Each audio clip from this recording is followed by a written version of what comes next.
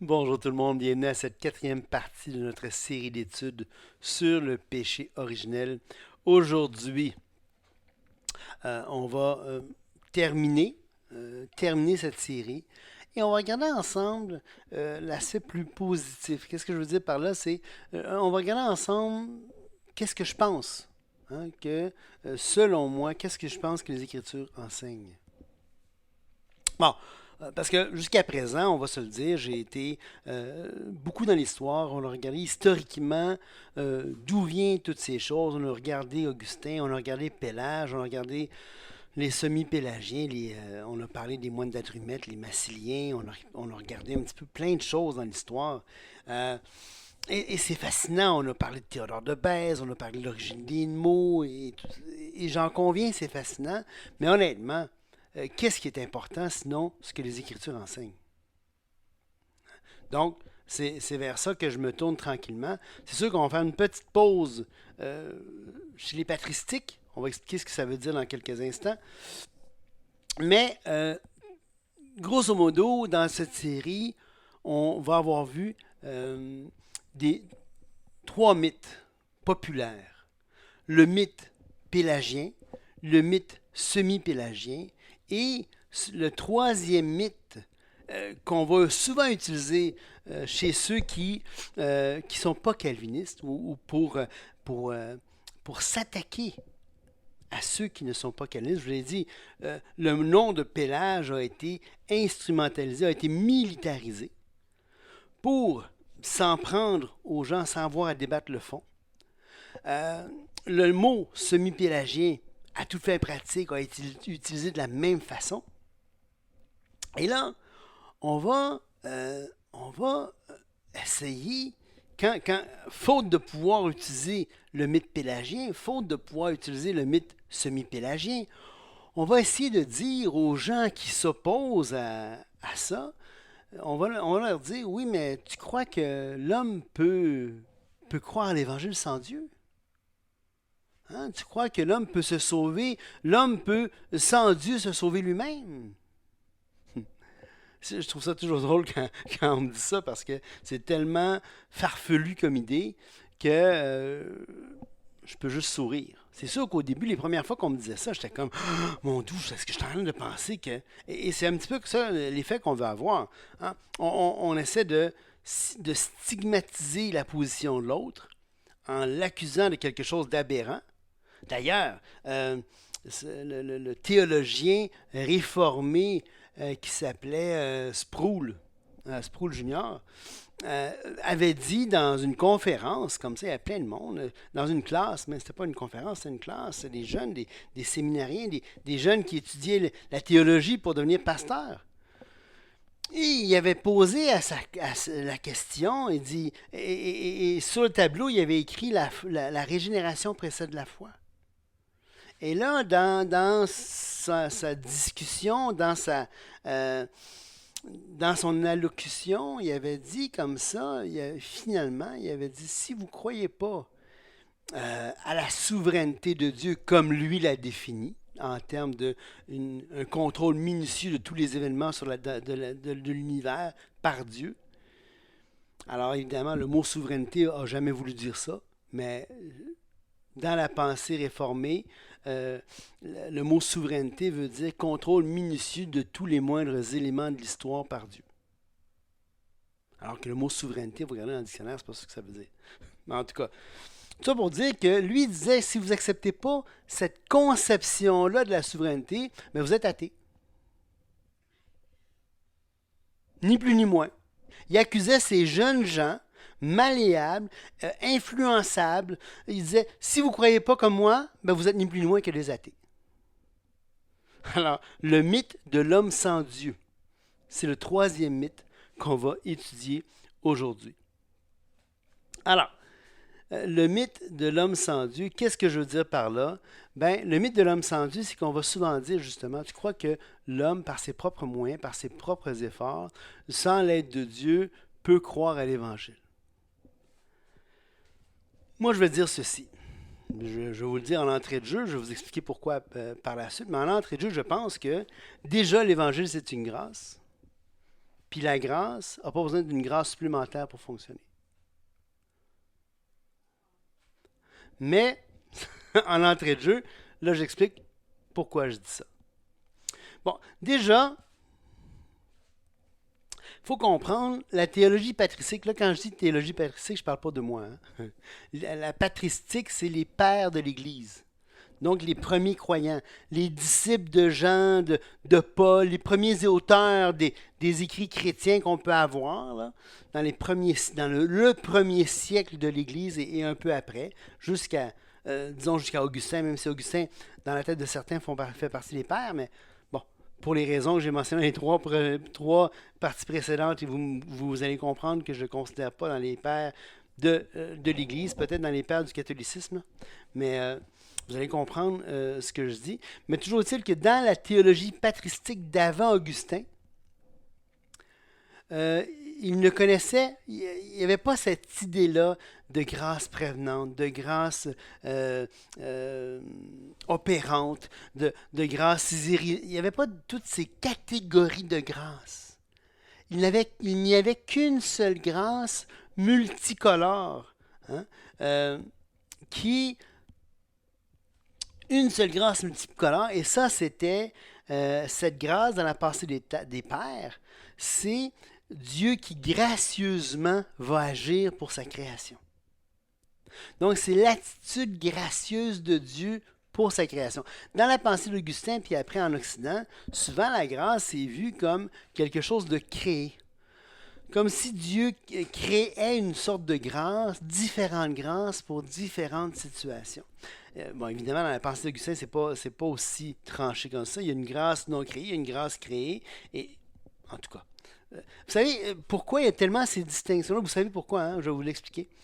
C'est que dans la pensée scolastique, les scolastiques, c'était ces théologiens du Moyen Âge qui ont tenté de développer la pensée théologique et aussi de résoudre les ambiguïtés, résoudre les paradoxes, résoudre ce qui semblait être des contradictions, particulièrement à cause de ce qu'Augustin a amené dans l'Église.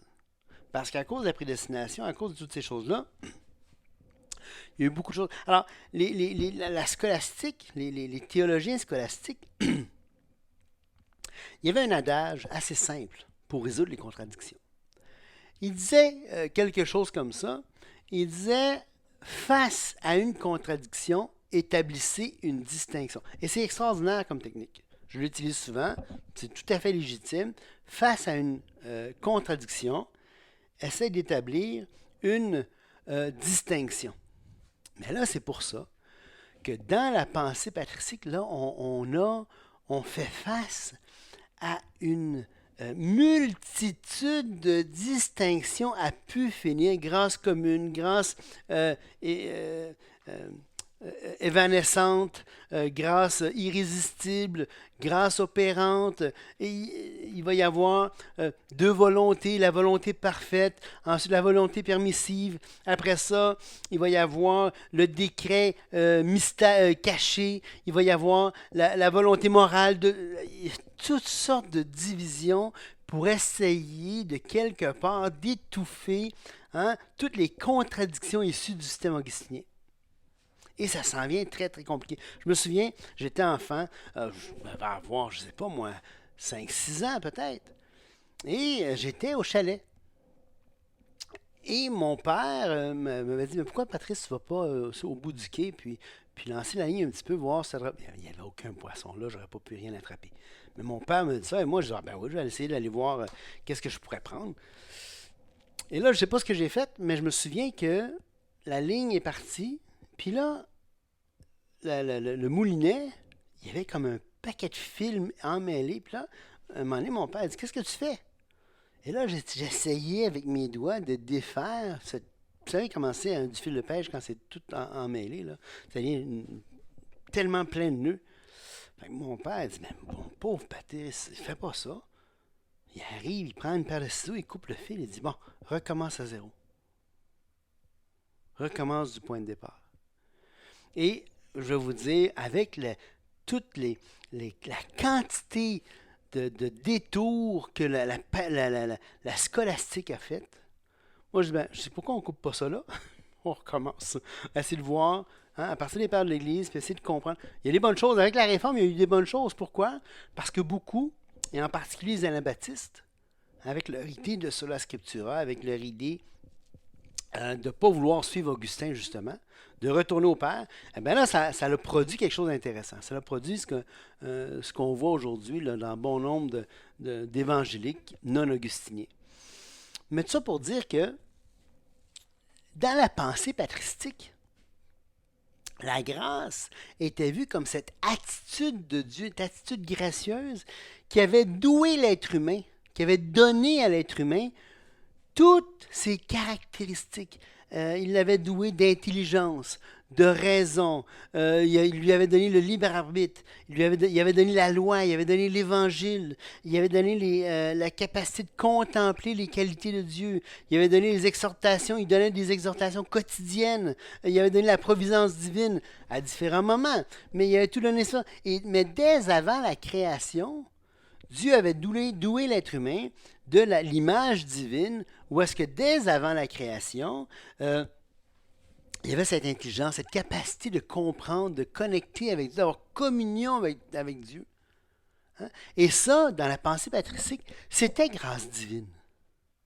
La grâce de la création, comme certains appelaient, Dieu avait donné tout ça à l'être humain. OK? Donc, il n'y avait pas toute cette grâce multicolore, donc ce n'était pas toutes sortes de grâces différentes. C'était une grâce, Dieu avait cette attitude de grâce envers sa création, et dans sa grâce, Dieu soutenait la création. Dans sa grâce, vous voyez un peu l'idée. Hein? Donc, dans la théologie patristique, la grâce n'était pas vue comme une réponse à la chute. Parce que dans la pensée augustinienne, calviniste, voire arminienne, il y a cette idée qu'à cause de la chute, Dieu doit opérer d'une manière différente pour que l'homme puisse être sauvé. Dieu doit amener une grâce, chez les calvinistes, une grâce irrésistible, pour les arméniens, une grâce prévenante, de différentes façons pour essayer de contrecarrer les effets de la chute. Comme si l'être humain avait changé à ce point à la chute qu'il ne pouvait plus répondre à Dieu. Alors que dans la pensée patristique, ça ne s'était jamais venu à la pensée que l'homme puisse être à ce point si différent d'avant et d'après la chute. Évidemment, après la chute, il s'est passé des choses épouvantables à la chute. Hein? On va voir plus tard comment est-ce que l'homme a eu des dispositions mauvaises qui sont le résultat de la chute à cause de la mort, de la corruption, à cause de plein de choses, de l'environnement corrompu, et ainsi de suite. Mais dans la pensée patristique, on voit ça dans les écrits de Jean Chrysostome, entre autres. Sans Dieu, l'homme ne peut rien faire et absolument rien. On voit ça dans Jean 15,5. C'était vrai avant la chute, c'était vrai après la chute, c'est vrai de toute la création, car Dieu soutient toutes choses par sa parole puissante. Hébreux 1,3. Hein? Christ, car en lui ont été créées toutes les choses qui sont dans les cieux, sur la terre, les visibles, les invisibles, trône, dignité, domination, autorité. Tout a été créé par lui et pour lui. Il est avant toute chose et toute chose subsiste en lui. Hein? Donc, force est d'admettre, devant ces passages-là, on aurait pu aussi considérer le livre des Actes, dans Acte 17, mais force est d'admettre que l'homme sans Dieu est un mythe comme tous les autres. On a vu le mythe pélagien, semi-pélagien, on aurait pu parler des centaures, des griffons, des harpies, des licornes, des dragons, des sphinx, des basiliques, des géants, des minotaures, des cyclopes, des sirènes. Et l'homme sans Dieu, c'est un mythe. C'est impossible, l'homme sans Dieu. Impossible. Ça ne se peut pas que l'homme soit sans Dieu, soit sans cette grâce de la création, Dieu qui soutient toute chose, ça veut dire que chaque décision que je prends en bien ou en mal, il ne choisit pas pour moi, mais il me rend capable de choisir. Il me rend capable de voir, il me rend capable d'entendre, il me rend capable de croire.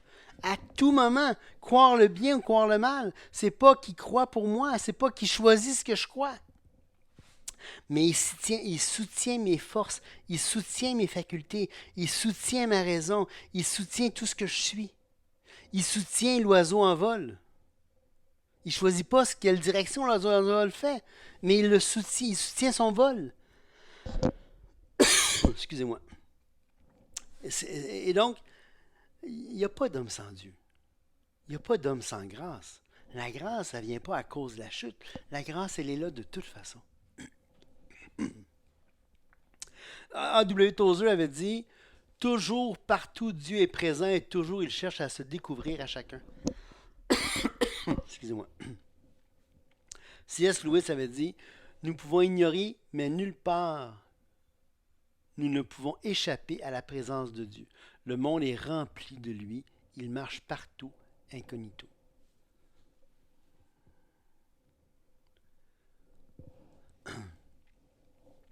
Les cieux racontent la gloire de Dieu et l'étendue manifeste l'œuvre de ses mains.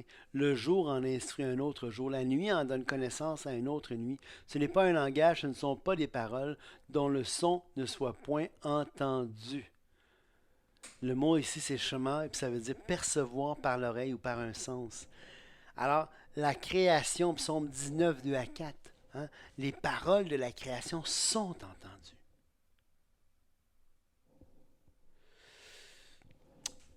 Psaume 19, 5, leur voix est répandue sur toute la terre, leur parole est parvenue au bout du monde. Ça, c'est une citation de la Septante, Psaume 19, 5, que Paul reprend dans Romains 10, 18. Il dit « Mais je dis, n'ont-ils pas entendu? Au contraire, leur voix est allée par toute la terre et leur parole jusqu'aux extrémités du monde. » Romains 10, 18. Donc, qu'est-ce qu'on voit ici? On voit que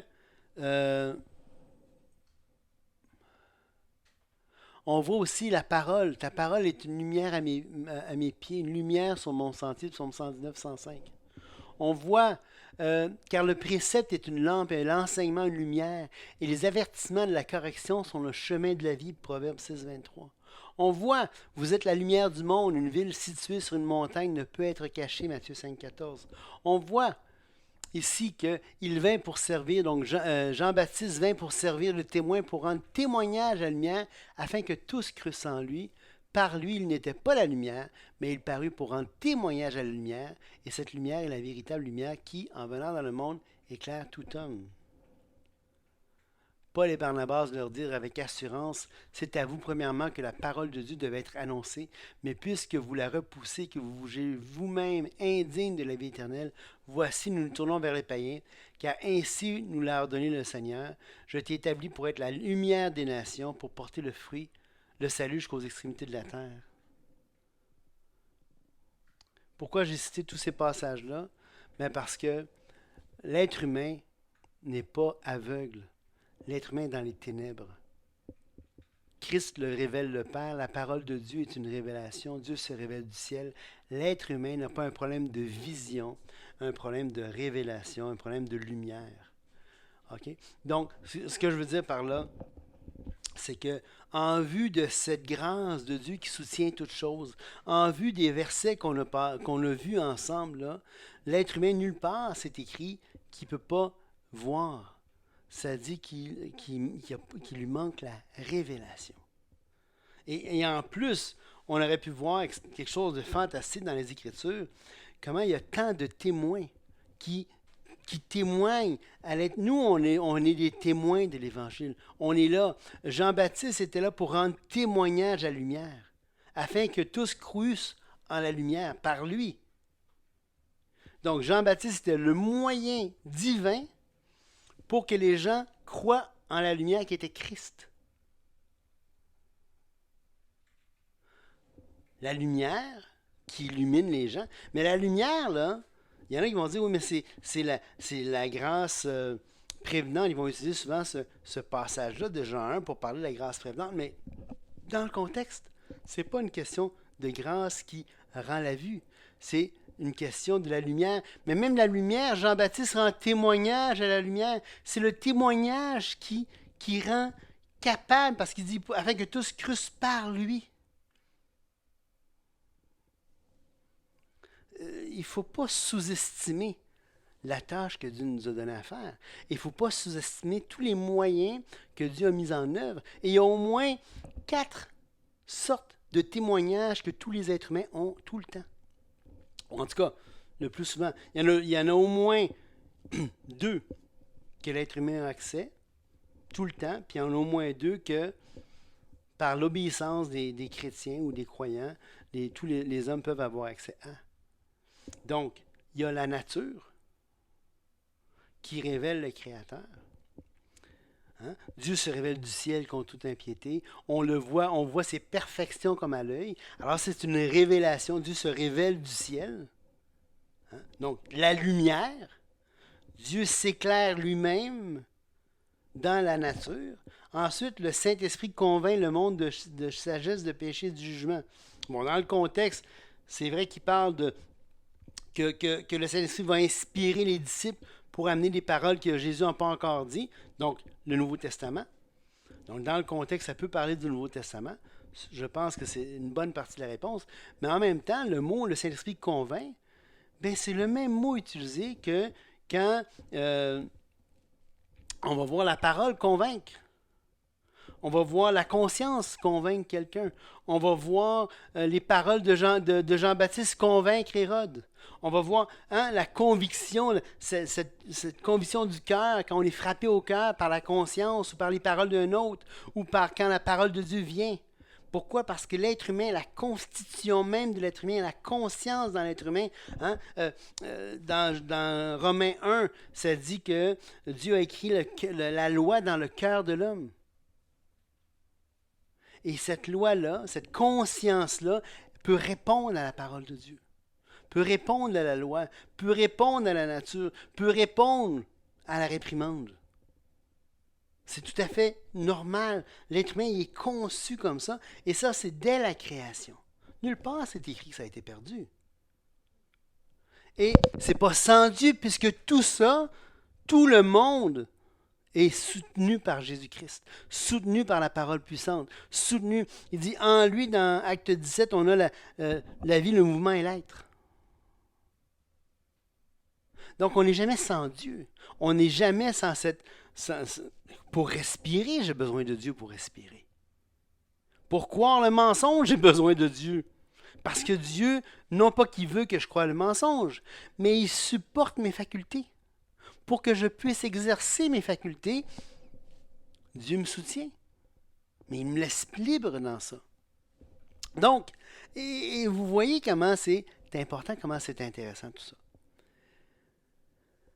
Donc, l'être humain n'a pas un problème de vision. L'être humain a un problème de lumière. Bon, ça ne veut pas dire que l'être humain ne peut pas fermer ses yeux. Paul, dans Acte 28, je vais vous le lire. Verset 25, comme il se retirait en désaccord, Paul n'ajouta que ces mots. C'est avec raison, écoutez bien ça, c'est avec raison que le Saint-Esprit, parlant à vos pères par le prophète Ésaïe, a dit, va vers ce peuple et dit, vous entendrez de vos oreilles et vous ne comprendrez point, vous regarderez de vos yeux et vous ne verrez point. Ah ben tu vois, Patrice, ils sont aveugles. On va continuer de lire. Car le cœur, quand vous voyez un cœur, là, ça amène l'explication de ce qui a précédé. Car, pourquoi est-ce qu'ils ne voient pas? Pourquoi est-ce qu'ils ne comprennent pas? Bien, Paul l'explique ici, en citant un texte inspiré par le Saint-Esprit. Car le cœur de ce peuple est devenu insensible. Ils ont endurci leurs oreilles et ils ont fermé leurs yeux. De peur qu'ils ne voient de leurs yeux, qu'ils n'entendent de leurs oreilles. Donc, naturellement, l'être humain n'est pas aveugle. Il peut fermer ses yeux, il va endurcir son cœur de plus en plus. C'est pas qu'il est aveugle. Oui, il devient insensible. Mais la parole est toujours un roc, elle peut briser ça, la parole. Quelqu'un, à n'importe quel moment, peut dire oui. S'il s'humilie, il peut dire oui, puis la parole vient. Et s'il dit oui, et là, Dieu va le sauver. C'est pas la personne qui dit oui à Dieu ouvre son cœur, et là, Dieu unilatéralement actualise sa promesse, c'est-à-dire il amène sa promesse à exécution, il va sauver la personne. Mais là, Patrice, ça veut-tu dire que tu penses que l'être humain il est comme Adam avant la chute? Non. L'être humain était né dans un monde aliéné de Dieu. Il naît souillé par le péché. Il naît dans un monde qui est brisé par la chute. Il naît avec... Et ce que les rabbins appellent ou appelaient, et l'appellent encore à bien des égards, on voit ça dans la Mishnah, on voit ça un peu partout, ce qu'on appelle le Yetzer HaTov puis le Yetzer Hara. Et ça, c'était... les rabbins ont enseigné que chaque personne est dotée d'un Yetzer HaTov et d'un Yetzer Hara, traduit librement par une inclination instinctive, un penchant à faire le bien et un penchant à faire le mal. La tension créatrice entre les deux forces nous pousse à avancer dans la vie. Ce sont là les caractéristiques majeures d'une psychologie et d'une anthropologie rabbinique. On voit le principe dans Bereshit Rabbah 9.7. Et l'idée, c'est que au départ, le Yetzer Hara, le mauvais penchant, la mauvaise inclination, la mauvaise tendance, merci Julie, c'était bon. C'était le besoin de survie, fuite, préservation de soi, toutes ces choses qui sont, entre guillemets, égoïstes, mais que sans ça, on survivrait pas. Hein? Donc, à l'origine, les rabbins ne voyaient pas ça comme mal nécessairement, mais c'est tellement devenu important pour l'homme d'après la chute, hein, qu'il y a comme ce penchant naturel plus vers le Yetzer Hara que vers le Yetzer HaTov. Ce penchant vers... Pourquoi la préservation? Paul, on voit Paul utiliser cette idée-là quand il parle de la chair. Hein? Quand il parle... Et donc, on a cet aspect-là ici, le Yetzer, ce désir, cette tendance, cette mauvaise disposition, cette bonne disposition. Puis on voit un petit peu ça, l'idée dans les paroles de Jésus qui dit l'homme bon tire de bonnes choses du bon trésor de son cœur et le méchant tire de mauvaises choses de son mauvais trésor. Car c'est de l'abondance du cœur que la bouche parle. Luc 6, 45. Alors, ça termine un peu l'étude que je voulais faire avec cette série-ci. Mais comme vous voyez, l'être humain n'est pas comme Adam avant la chute, loin de là. Il y a cette tendance qui le tire toujours vers le bas.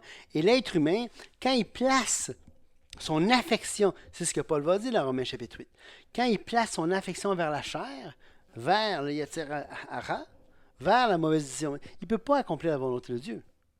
Jamais, si ton affection est centrée vers ta disposition mauvaise, tu peux faire la volonté de Dieu. Par contre, tu peux répondre par l'esprit. Même les Corinthiens, il dit les Corinthiens étaient charnels. Ils étaient sauvés pourtant. Mais ils fonctionnaient d'après cette mauvaise disposition des disputes et ainsi de suite. À tel point qu'ils ne pouvaient pas recevoir ce que Paul avait à leur dire. Parce que leur disposition était, leur affection était centrée non pas vers le Yetzer Hara, vers ce qui était bon, mais vers ce qui était un peu, Hara qui était méchant, qui était mal. Vous comprenez le principe ici, comment c'est intéressant? Fait qu'écoutez, et une chose est sûre, on s'entend pour dire une chose d'importance, c'est que le salut vient par Jésus-Christ seul. Personne ne peut se sauver lui-même. Même quelqu'un qui placerait sa confiance en Dieu tant comme autant, c'est pas parce que quelqu'un place sa confiance que Dieu est obligé de le sauver. Ça demeure toujours une grâce. Maintenant, le caractère de Dieu, la pensée de Dieu, le caractère même de Dieu, c'est la grâce, c'est l'amour, c'est la bonté, c'est la justice, c'est la miséricorde, c'est la paix. Hein? Donc, évidemment qu'il va le sauver, mais ce n'est pas par obligation qu'il le fait. Personne ne l'oblige. C'est ça que le mot souveraineté veut dire. Il n'est pas redevable à personne dans ce qu'il prend comme décision. Mais il le fait par amour, il le fait parce qu'il veut, parce qu'il aime vraiment l'être humain. Et c'est là la réalité, c'est là la beauté de l'Évangile. C'est que Dieu a tellement aimé l'être humain qu'il s'est incarné pour le sauver. Que Dieu vous bénisse abondamment. Au revoir.